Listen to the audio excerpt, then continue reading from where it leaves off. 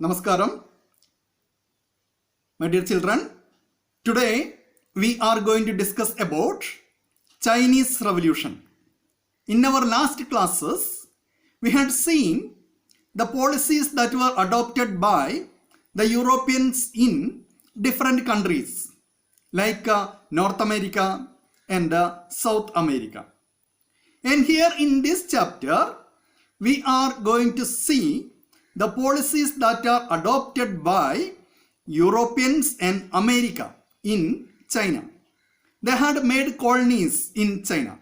They tried to make colonies in China, to make colonies in China and to make their trade in China more easier, more convenient to them. They adopted different policies. Here we are studying about the two policies. In the beginning, the policy adopted by Europeans, the policy adopted by America. The policy adopted by Europeans were known as opium trade. Opium trade. And the policy adopted by America in China was known as open door policy. Open door policy. Here that are given there in our textbook. You please read that in the beginning, then we can discuss about that.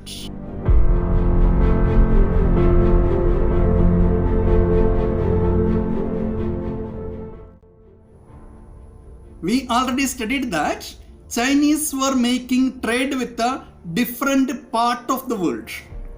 With the Europeans also, they had engaged in trade.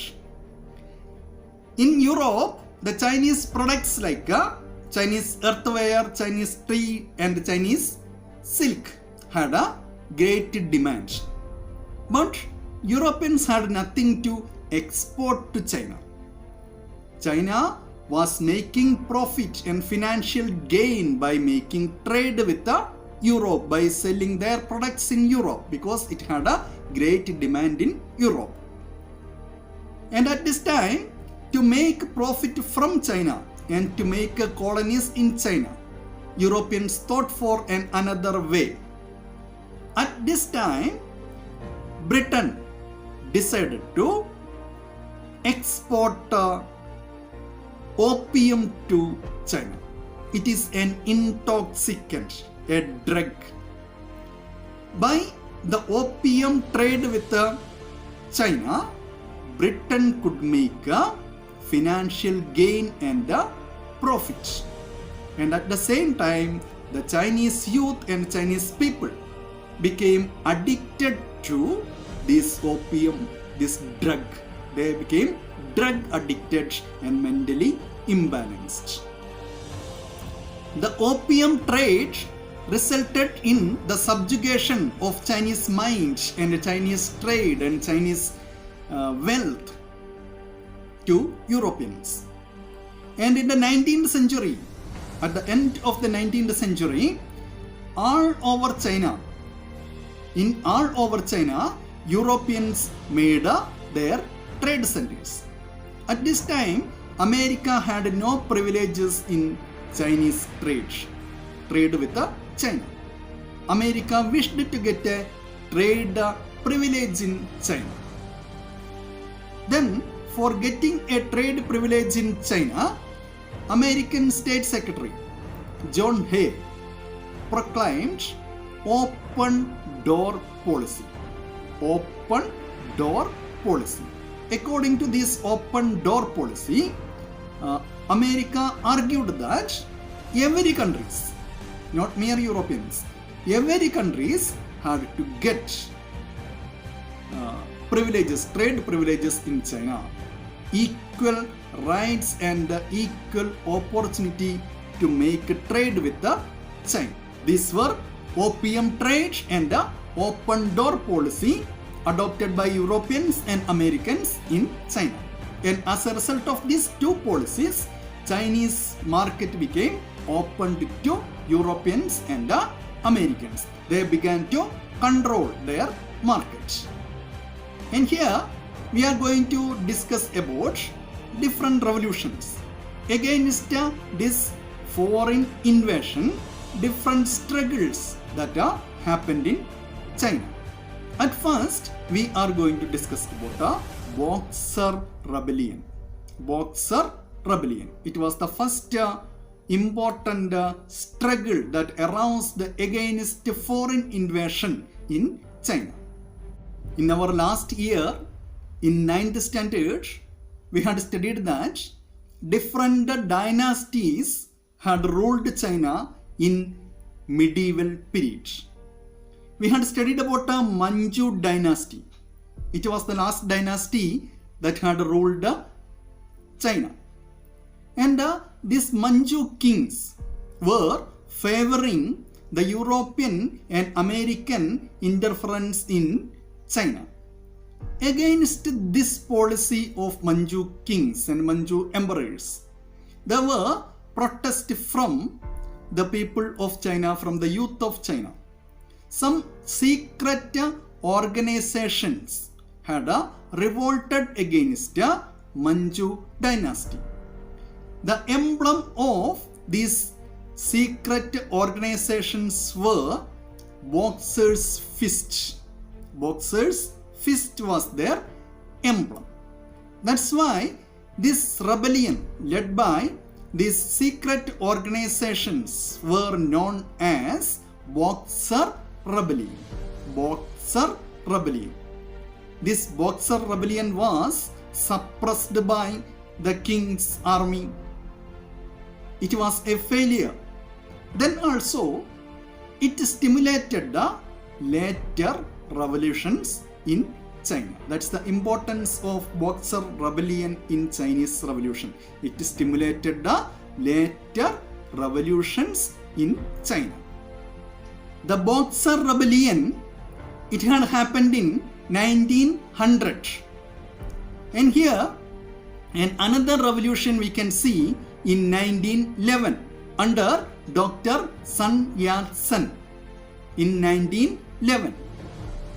Under Dr. Sun Yat-sen, the people of China revolted against the Manchu dynasty and captured power from Manchu dynasty, from the kings.